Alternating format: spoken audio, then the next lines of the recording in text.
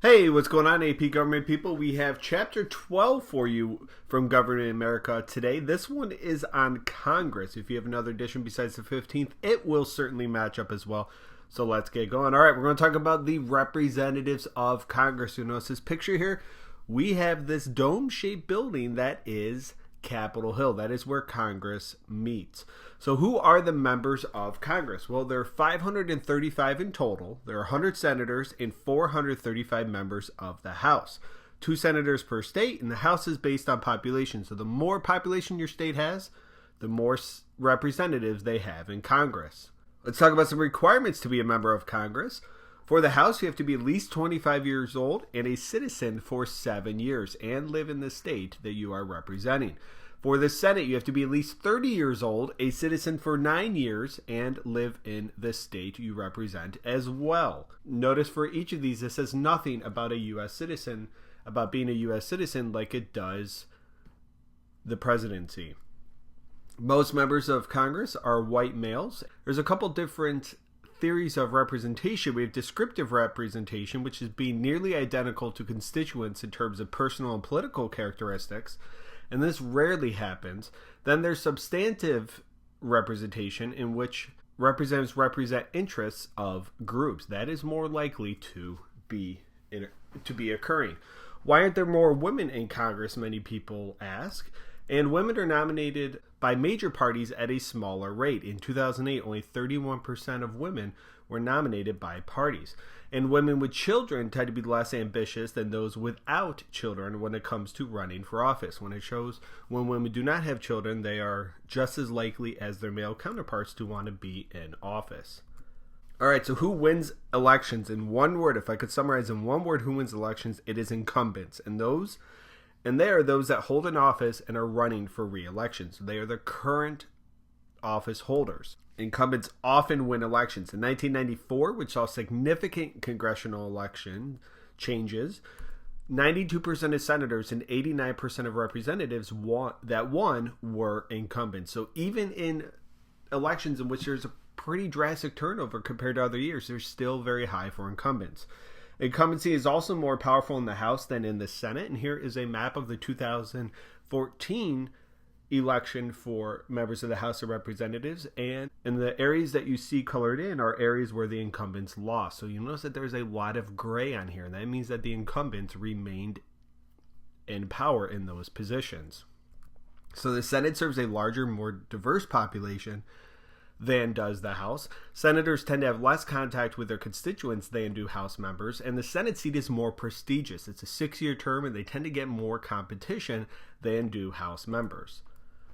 All right, let's talk about the advantages of incumbency, and this could be a multiple choice question. I've seen this before. Be familiar with this. Reasons why incumbents tend to win. 1, they have name recognition, although sort of. Only 28% of Americans could name their House member, but they do tend to have more name recognition than challengers.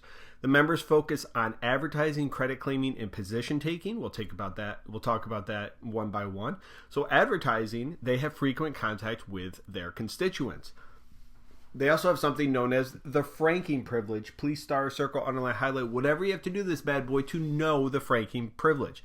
This is using mail without having to pay for postage. So if you're a member of the House, you can send letters to your constituents and not have to pay for shipping. That adds up. So the franking privilege is a huge advantage to incumbents, members of the House and Senate, who are allowed to ship items without paying postage. They also have access to recorded messages, emails, and other technology that are often used in addition to just the post office. What is credit claiming? That is casework or helping individuals or groups achieve a goal. So, for example, if an individual is having trouble getting money from Social Security on time, the member of the House or a senator can call and get that fixed right away, and then that they're able to take credit for that. And also something called pork barrel, which is federal money for local projects, bridges, roads, infrastructure. A lot of times in these bills that are passed in Congress, there will be pork barrel added to it for local projects, and that is something that a congressperson can claim and take credit for their constituents. Position taking is another one, and they state where they stand on certain issues and topics. So it's clear, they can clearly say where they stood on certain topics in the past. They also have weak opponents. House members especially are likely to face weak opponents that have little money. In elections, it's often about money. When it comes to campaign spending, House winners spend over $1.5 million and senators spend over $8 million per campaign. Now, if there's an open seat, meaning that there's no incumbent, if that person decides not to run, then usually the one who spends the most money wins. So let's talk about the role of party identification. For those that identify with the party, whether it's Democrat or Republican, they overwhelmingly vote for a House member of the same party. So if you identify as a Republican and you go to vote in November, chances are for the House member, you will vote for whoever the Republican is. When it comes to defeating incumbents, negative publicity about the incumbent will really aid the challengers, and states that lost population may see incumbents challenge each other for a seat. So every 10 years when there's a census, that census is used to determine the amount of representatives from each state. If a state loses population, they may lose seats in the House of Representatives, and then they may have to combine districts, having incumbents face off against each other. We also see some political shifts. I mentioned 1994 earlier, and the 2006 midterm elections were this idea of sweeping change in Congress. And open seats. The largest cause of turnover in Congress is when there is no incumbent. Now, stability and change we'll talk about when it comes to incumbents. Is stability good? Well, you could gain more expertise, but you can also become more entrenched. And the idea of incumbents are really entrenched in politics. All right, let's talk about America bicameralism. Bicameral means two-house legislature. There are 2 senators per state, and the House is based on population. This was established in the Great Compromise by our boy here, Roger Sherman, at the Constitutional Convention.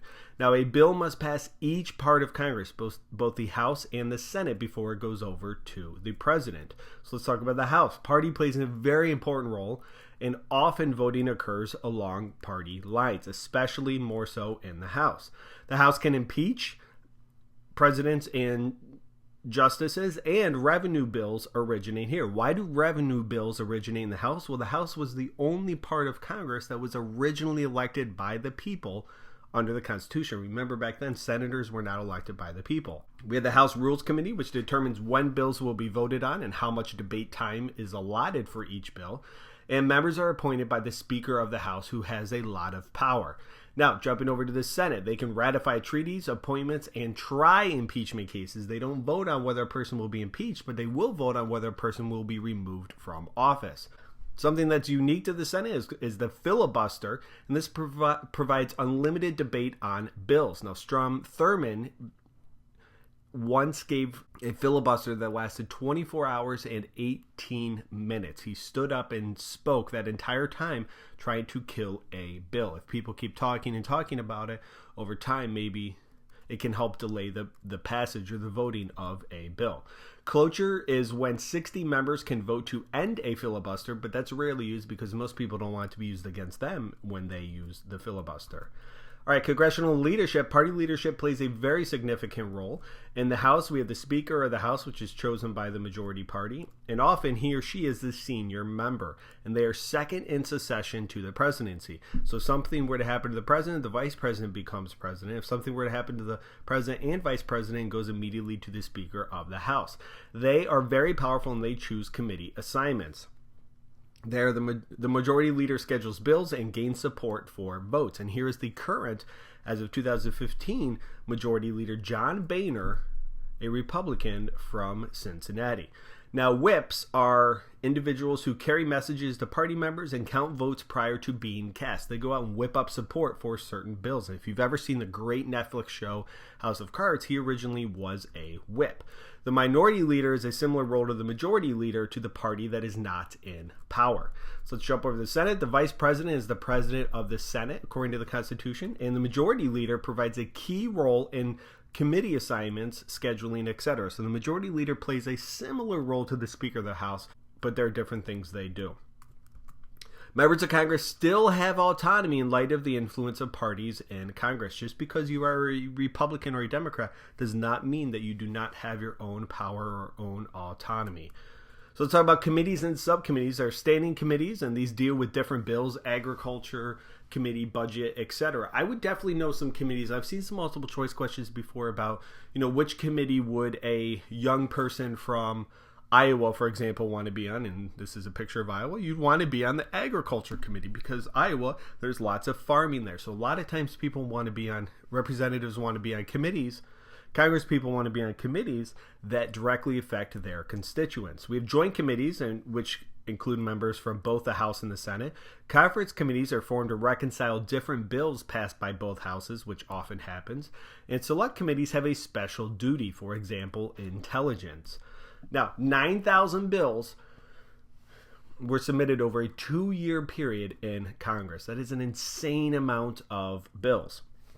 And committees on top of that can often change bills. They'll mark up bills before they go to vote before The purpose of legislative oversight is to monitor agencies and policies that are established by Congress.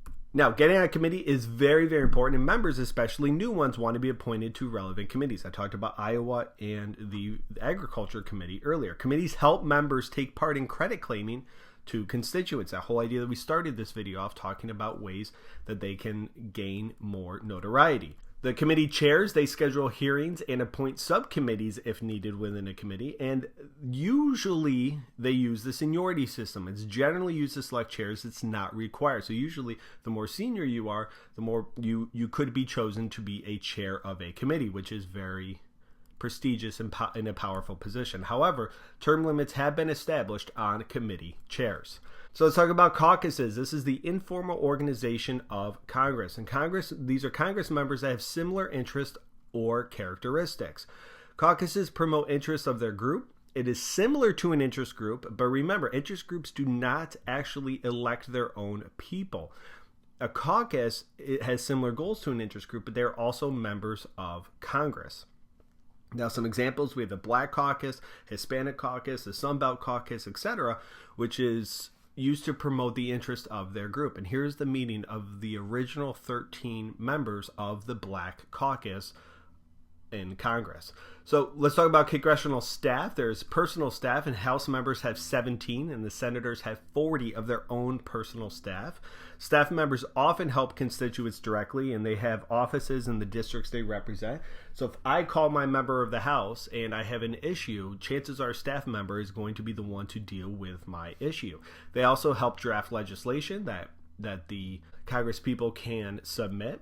And when we're talking about committees, there are committee staff as well, and there are 2,000 staff members that help draft reports. And lobbyists often focus on committee staff members since they're the ones that the bill has to get through first.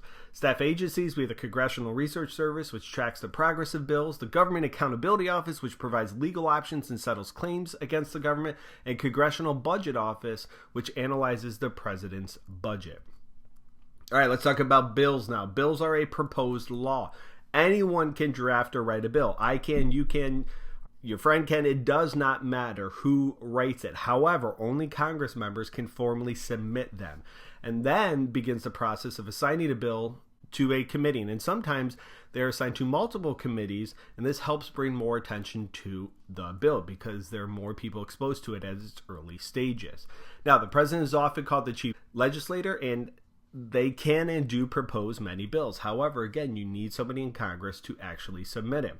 White House staff members lobby Congress very much for certain bills. Let's talk about party influence. Parties are often united in electing congressional leaders. Again, Speaker of the House is almost always a unanimous vote. They often disagree on other issues such as civil rights. And here's Strom Thurmond, who gave that 24-hour speech back in the mid-20th century. He was a member of the Democratic Party, and the Democratic Party was split on certain issues at the time, most notably civil rights. Now, the differences between parties have increased in recent years. Republicans have moved more towards the right, and Democrats have moved more towards the left. And compromise really is more difficult to obtain. If you've ever watched anything on the news about Congress, you would know that. State legislatures create House boundaries, and they often have become increasingly partisan. So it's not uncommon for whatever district you live in to consistently elect members that are Republicans or Democrats. All right, let's talk about the views of representatives. There are a couple different ones. Trustees, this is, according to the book, using their best judgment to make policy in the interest of the people.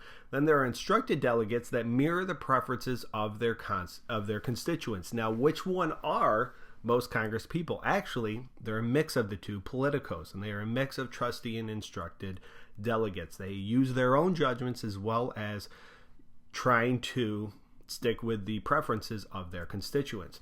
Personal ideology is the biggest factor in how a member of Congress votes. However, if a constituency has a really strong preference on a certain issue, usually members of Congress will follow through with those beliefs. They'd be foolish not to vote along the ways that their constituents have made clear how they feel. Lobbyists tend to focus on the members of Congress that share similar beliefs. We talked about that in the previous chapter dealing with lobbyists. And over the years, lobby regulations have increased, restricting benefits that politicians can receive. So let's talk about Congress and democracy. Americans have little influence over how Congress is run. We have no influence over committee appointments, the leaders that are elected, etc. However, people from Montana have more power over their senators than people from California. There are fewer people in Montana, much fewer people than California. So technically, people in Montana have more power over their senators than people from California. Congress and committees often have competing interests. We've seen this in previous chapters. And critics argue that Congress appeases too many people and groups. Thus, the government spends too much money, especially when it comes to things like pork barrel legislation. Opponents argue, hey, that's not a bad thing. There's no oligarchy or rule by a few people or groups. Now, when it comes to Congress and the scope of government, let's go back to pork barrel projects. Those are very favorable to members of Congress and their constituents. Does this encourage the government to increase its size? Does the opportunity to have pork barrel encourage Congress members to go out and get that so they can say to their constituents, look what I brought you, and thus, in turn, it increases the size of the government. Many Americans want lower taxes, but they also want to keep a significant amount of the government programs that are already there. So it's really kind of a paradox. All right, let's do a quick recap on this chapter. Requirements to run for Congress. Know them. Power of incumbents. Why do they usually win? Be able to identify and explain that. The franking privilege. Definitely know what that is. Campaign spending of Congress people, especially tying that into PACs, which we've talked about in previous chapters. The difference between House and Senate. No revenue bills, impeachment, special duties, etc. Leadership in each House of Congress. Who is the leader? Role of committees in each house, and the role of staff members as well. All right, guys, thank you very much for watching. I look forward to seeing you right back here for the next chapter, chapter 13. We are more than halfway done with this textbook. If you have any questions or comments, feel free to leave them in the comment section below, and best of luck on your test in May. I thank you guys very much for watching. Have a good day.